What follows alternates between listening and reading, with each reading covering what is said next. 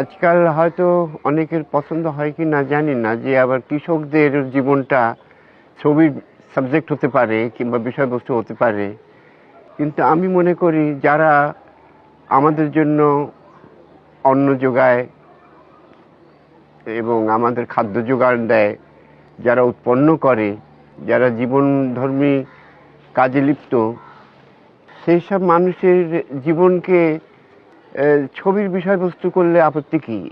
বহুকাল যাবৎ এরা সেই আদিম চেতনা থেকে, আদিম জীবন থেকেই এরা প্রতিবাদ করে চলেছে, তাদের সাফারিংটা প্রকাশ করতে চেয়েছে। অনেক কবির ভাষায়ও সেই সাফারিংটা প্রকাশ হয়েছে।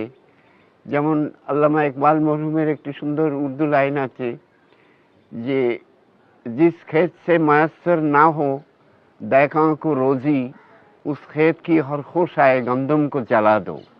কবিতাটার বাংলা এই রূপে, যে ক্ষেতের উৎপন্ন ফসল সেই কৃষকের ভাগ্যে জোটে না, সে ক্ষেতের প্রত্যেকটি ফসলে আগুন ধরিয়ে দাও।